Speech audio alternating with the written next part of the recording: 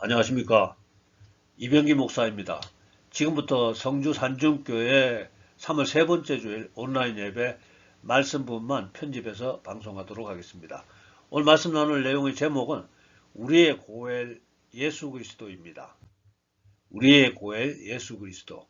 본문 말씀은 요한복음 1장 12절 영접하는 자 곧 그 이름을 믿는 자들에게는 하나님의 자녀가 되는 권세를 주셨으니. 자, 우리가 원래는 마귀를 따르던 마귀의 자녀였는데요. 이제는 예수님을 믿고 예수님 이름을 믿고 하나님의 자녀가 되었다는 말씀입니다. 그리고 저는 오늘 그 예수님이 우리의 고엘 되신 것을 소개해 드리려고 하는 것입니다. 고엘 제도는 고대 근동 지역에서 약자를 보호하는 제도 중에 하나였는데요. 어떤 사람이 어려움에 처했을 때 가장 가까운 친족이 도움을 줘야만 하는 의무적인 제도입니다.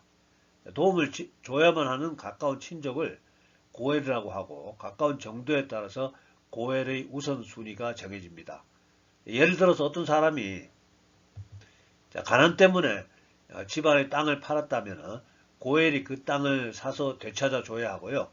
또 노예나 종이 되었을 경우에 고엘이 몸값을 지불하고 자유를 되찾아 줘야 하고, 또 어떤 가정에서 남편이 자식 없이 죽었을 경우에는 고엘이 그 과부와 결혼해서 자녀를 만들게 해줘야 합니다.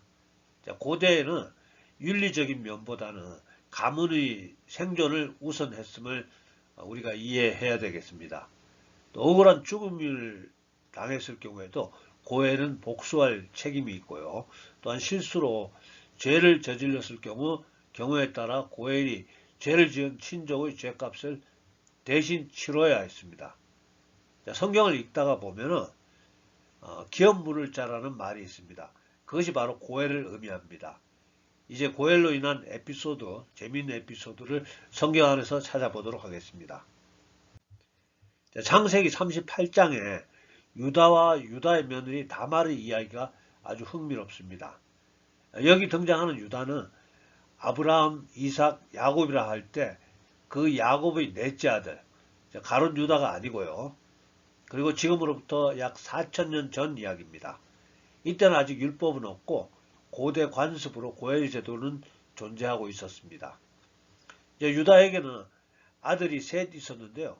첫째 아들은 다말이라는 여인과 결혼시켰는데 조금 시간이 지나서 그 첫째 아들이 자식이 없이 죽었습니다. 그래서 아버지 유다가 둘째 아들에게 고엘의 의무를 하라고, 즉 형수를 임신시켜주라고 하니까 둘째가 형수와 동침은 했지만은 임신이 안 되게 하려고 질외 사정을 하게 되고, 하나님이 그 행위를 악하게 여기사 둘째를 죽입니다. 자, 그러니까 그 시대에는 고엘의 의무를 저버리는 것이 이렇게도 나쁜 행동이라는 겁니다. 자, 둘째가 죽자 아버지 유다는 첫째 아들과 둘째 아들을 잃고 막내 아들도 죽을까 걱정이 되어서 며느리 다말을 일단 친정으로 보냅니다. 자, 어느 날 친정에 있던 며느리 다말은 자기 시아버지가 자기가 있는 친정 부근으로 양털 깎으러 왔다는 소식을 듣게 되고요. 자, 다말은 창녀로 변장해서 친정 부근에 온 시아버지를 유혹하고 동침하게 됩니다. 물론 시아버지 유다는 자기가 며느리와 동침한다는 사실을 전혀 모르고요.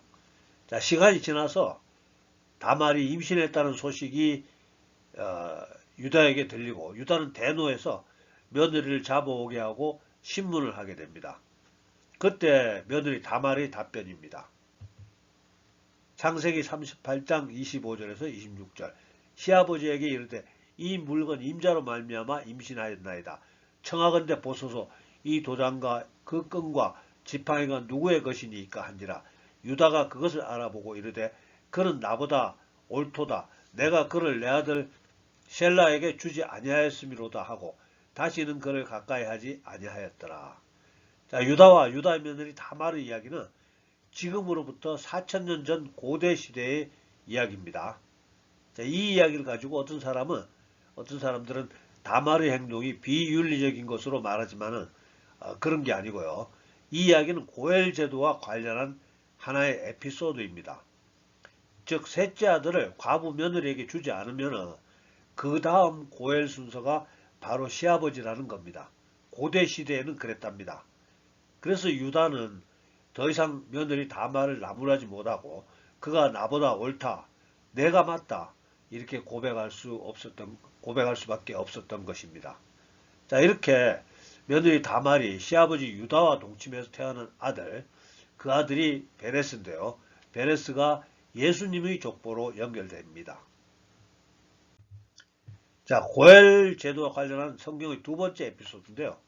지금으로부터 약 3000년 전 이스라엘의 사사시대 흉년 때문에 유다 베들레헴에서 한 부부가 아들 둘을 데리고 모압이라는 이웃나라로 가서 살게 되었습니다. 그리고 두 아들은 그 지방 모압의 여인들과 결혼했는데요. 그리고 10년 후에 보니까 집안의 남자가 다 죽고 시어머니 나오미와 그곳 모압 여인들 그 두 며느리만 남게 되었습니다. 즉 과부만 3명 남게 되었습니다. 그래서 시어머니 나오미는 고향 베들레헴으로 돌아가려고 두 며느리에게 자유를 선포하고 각자 자기들이 친정으로 가라고 합니다. 자, 그랬더니 한 며느리는 돌아가고 루시라는 며느리는 끝까지 시어머니를 따라가겠다고 고집을 부립니다. 룻기 1장 16절에서 17절로 루시 이르되 내게 어머니를 떠나며 어머니를 따르지 말고 돌아가라 강건하지 마옵소서. 어머니께서 가시는 곳에 나도 가고 어머니께서 머무시는 곳에서 나도 머물겠나이다. 어머니의 백성이 나의 백성이 되고 어머니의 하나님이 나의 하나님이 되시리니 어머니께서 죽으시는 곳에서 나도 죽고 거기 묻힐 것이라. 자, 그러면서 시어머니를 끝까지 따라가겠다고 하는 겁니다. 그래서 시어머니는 하는 수 없이 이방 여인인 룻을 데리고 함께 고향 베들레헴으로 가게 됩니다. 고향 베들레헴으로 돌아온 두 과부 시어머니와 며느리가 궁핍하게 살아가던 중에 며느리 룻이 이삭 주우러 가게 된 밭이 우연히 죽은 시아버지의 친족 보아스의 밭이었습니다. 다행히 보아스가 소문으로 들었던 룻을 알아보고 친절을 베풀게 되는데요. 자기 종들에게 룻을 건들지 못하게 하고 또 일부러 종들에게 이삭도 많이 떨어뜨려 주라고 지시합니다.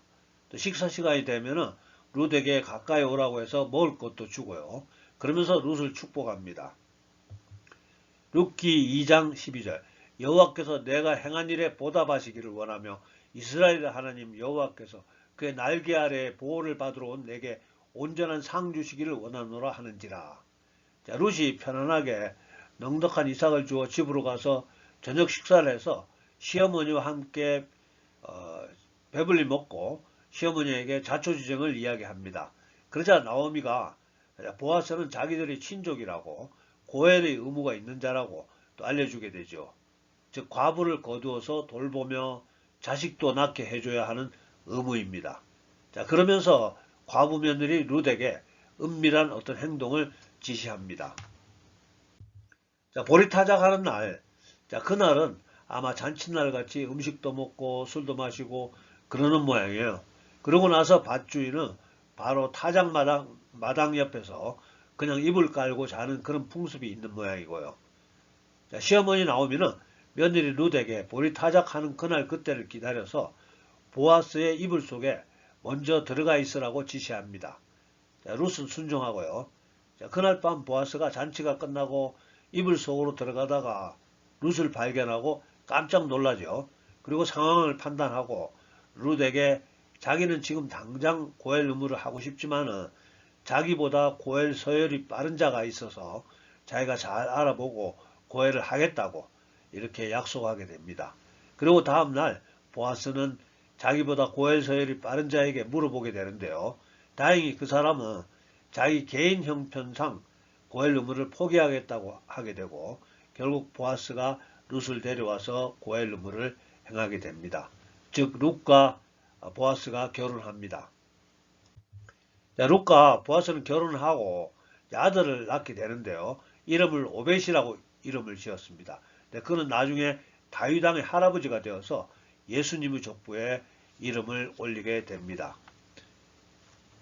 불행했던 과부 나오미, 이제 자식도 없던 과부 시어머니에서 당당히 한 손자의 할머니가 되고 그 손자의 양육자가 되어서 다윗의 계보, 즉 예수님의 계보를 만들어가게 됩니다. 해피엔딩이죠. 자, 구약 성경 룻기는 비교적 짧은 이야기지만 생각할 것이 제법 있는 아름다운 이야기고요. 이 이야기는 지금으로부터 3000년 전 이야기입니다. 지금으로부터 3000년 전. 어떤 사람은 또 룻과 보아스의 이야기를 가지고 뭐 아무리 어렵더라도 고향 떠나면 잘못이다, 이런 이상한 교훈을 짜냅니다. 그런 거 아니고요. 이제 여러분들은 고엘 제도에 대해서 충분히 이해가 되실 줄 믿습니다. 근데 룻과 보아스의 이야기에서 가장 중요한 주제는 우리가 바로 오늘의 주인공 비천한 룻과 같고, 룻을 구원하는 보아스가 우리의 고엘이신 예수님과 같다는 이야기입니다. 그리고 이것이 바로 복음이라는 것이죠. 즉 고엘이신 예수님이 비천했던 우리를 하나님의 자녀로 만들었다는 겁니다. 또 복음이란 이야기를 이렇게도 한번 생각해 볼 수 있습니다. 옛날 어떤 왕국에 아주 훌륭한 왕이 공평과 정의로 법을 잘 지켜가면서 나라를 다스리고 있었는데요. 어느 날 자기가 가장 사랑하는 무남 동료 외동딸이 곤장 100대를 맞아야 하는 실수를 저질러서 붙잡혀 왔답니다. 자, 곤장 100대를 맞으면 죽을지도 모르는데 그렇다고 때리지 않으면 공평과 정의가 위반이 되니까 이러지도 저러지도 못하다가 마침내 자기가, 즉 왕이 고엘이 되어서 자기의 딸을 껴안고 곤장 100대를 대신 맞았다는 이야기입니다. 그리고 사랑하는 자기 딸은 자유를 되찾았다는 거죠. 이것이 복음이라는 것입니다. 그리고 우리를 대신해서 곤장을 맞으신 분이 바로 예수님이고요. 그분이 바로 우리의 고엘이라는 겁니다. 그러므로 고대 근동지방의 고엘 제도는 복음을 이해하는데 아주 중요한 역할을 하게 되죠. 먼저 우리가 죄를 지어서 마귀의 종으로 팔려갔고 본질상 진노의 자녀가 되었었는데요. 예수님이 우리의 고엘로서 마귀의 종으로 팔려간 우리를 자기의 핏값으로 우리를 되찾아온 것이라고, 즉 하나님의 자녀로 삼으셨다고 생각해 보시기 바랍니다. 그리고 그것이 바로 복음이라는 겁니다. 자, 그리고 이와 같은 복음을 믿는 우리 크리스천들도 세상 살다 보면은 어려울 때가 많이 있죠. 공경에 처할 때가 있고 또 억울한 일 당할 때가 있고 고난의 삶을 살아가야 할 때가 있습니다. 그때 우리들도 오늘 이야기의 주인공 룻같이 염치불구하고, 즉 보아스의 이불 속에 미리 들어가 기다리던 룻같이 염치불구하고 우리의 고엘이신 예수님을 찾아야 한다는 이야기입니다. 우리의 고엘이신 예수님의 이름을 불러야 한다는 겁니다. 그때 예수님이 우리의 삶에 개입하신다는 거죠. 아니, 고엘의 권리와 의무가 있으시므로 반드시 개입하셔서 도와주셔야 된다는 겁니다. 자, 신약 성경 4장, 누가복음 4장 18절에서 19절로 주의 성령이 내게 임하셨으니 이는 가난한 자에게 복음을 전하게 하시려고 내게 기름을 부으시고 나를 보내사 포로된 자에게 자유를, 눈먼 자에게 다시 보게 함을 전파하며 눌린 자를 자유롭게 하고 주의 은혜의 해를 전파하게 하려 하심이라 하였더라. 자, 바로 예수님이 우리의 가난을 물리쳐 주시고 우리의 포로된 상태를 해방시켜 주는 거고요. 우리의 질병을 고쳐 주신다는 겁니다. 예수님이 우리를 짓누르는 모든 억압에서 자유를 주시는 분이랍니다. 왜냐하면 그분이 바로 우리의 고엘이시기 때문이라는 거죠. 자, 구약 성경 이사야 53장 5절로 그가 찔림은 우리의 허물 때문이요 그가 상함은 우리의 죄악 때문이라. 그가 징계를 받음으로 우리는 평화를 누리고 그가 채찍에 맞음으로 우리는 나음을 받았도다. 예수님이 우리의 고엘이 되셔서 우리가 받아야 할 징벌을 대신 받으셨다는 겁니다. 고엘 대신 예수님이 우리에게 주시는 수많은 약속들이 있는데요. 그 중에서 한두 개만 소개해 드리겠습니다. 시편 50편 15절 환난 날에 나를 부르라 내가 너를 건지리니 내가 나를 영화롭게 하리로다. 예수님이 우리를 도와주시는 것, 그것이 바로 예수님을 영화롭게 해드리는 일입니다. 예수님을 영화롭게 해드리기 위해서라도 환난 날에 우리는 예수님의 이름을 불러야 합니다. 예레미야 33장 3절 너는 내게 부르짖으라 내가 내게 응답하겠고 내가 알지 못하는 크고 은밀한 일을 내게 보이리라. 시편 118편 5절 내가 고통 중에 여호와께 부르짖었더니 여호와께서 응답하시고 나를 넓은 곳에 세우셨도다. 예수님은 우리가 예수님 이름 부르는 것을 기뻐하시며 반드시 응답하시겠다고 약속하고 있으며 우리가 주의 이름을 부를 때 하늘의 비밀을 알려주실 것과 또 주의 이름을 부르는 자를 모든 것이 풍성한 넓은 곳으로 행복한 곳으로 안내해 주시겠다는 약속의 말씀입니다. 자, 오늘 준비한 마지막 말씀인데요. 이사야 43장 1절에서 2절 너를 지으신 이가 말씀하시느니라 너는 두려워하지 말라 내가 너를 구속하였고 내가 너를 지명하여 불렀나니 너는 내 것이라 내가 물 가운데로 지날 때 내가 너와 함께 할 것이라 강을 건널 때 물이 너를 침몰하지 못할 것이며 내가 불 가운데로 지날 때 타지도 아니할 것이요 불꽃이 너를 사르지도 못하리니. 자, 우리는 예수님 때문에 하나님의 무남동녀 외동딸이 되었고요. 하나님이 너무도 아끼시는 하나님의 소유물이 되었음을 기억하시기 바랍니다. 이제부터는 고엘이신 아버지 하나님이 또 예수님이 성령님이 삼위일체 하나님이 우리를 보호해 주시고 지켜주시고 또 마귀에게 빼앗겼던 모든 것 건강과 물질과 인간관계를 회복시켜 주실 것을 믿습니다.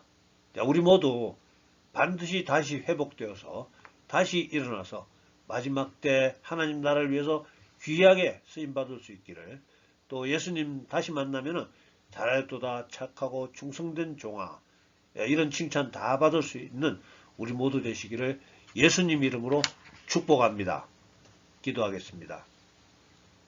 사랑과 은혜 풍성하신 아버지 하나님 오늘도 사랑하는 주의 자녀들 이렇게 불러주시고 함께 예배드릴 수 있게 하심을 감사드립니다. 오늘 특별히 고엘 제도가 무엇인지 알게 하시고 또 우리의 고엘이 바로 예수님이신 것을 깨닫게 하시니 감사합니다. 우리가 흉년으로 고향을 떠날 수밖에 없었던 나오미 같았고 우리가 우리의 보호자를 잃은 시어머니 과부, 며느리 과부 같았고 우리가 버려진 이삭으로 배를 채울 수밖에 없는 비참한 신세였지만 우리의 고엘 되신 예수님 때문에 우리가 하나님의 자녀가 될 수 있었고 고엘 되신 예수님 때문에 지옥에 가지 않아도 되는 천국 백성으로 살아가고 있음을 감사드립니다. 고엘 되신 예수님 때문에 가난과 질병과 온갖 저주에서 또한 해방되었음을 믿고 감사드립니다. 위대하신 아버지 하나님, 우리가 이제 우리만 구원받은 것으로 만족하지 말고 아직도 마귀에게 속아 마귀의 종노릇하는 불쌍한 영혼들에게 기쁜 소식 전할 수 있는 자들 될 수 있도록 성령으로 기름 부어 주시옵소서. 아직도 버려진 이삭으로 배채우는 세상 사람들에게 우리의 고엘 대신 자랑스러운 예수님 소개해 줄 수 있도록 우리에게 능력을 다하여 주시옵소서. 마귀의 종들이 마귀의 자녀들이 우리 보고 놀라며 부러워할 수 있도록 우리에게 은혜를 내려 주시옵시고 복에 복을 더하여 주시옵소서. 지금은 우리 구주 예수님의 은혜와 아버지 하나님의 극진하신 사랑과 성령님의 감동 감화 교통하심이 오늘 예배에 참석한 우리 모두에게 또 우리들의 가정과 일터와 섬기는 교회 위에 지금부터 영원토록 함께하여 주시옵기를 간절히 축원하옵나이다. 아멘. 예, 감사합니다. 할렐루야. 다음 주에 뵙겠습니다.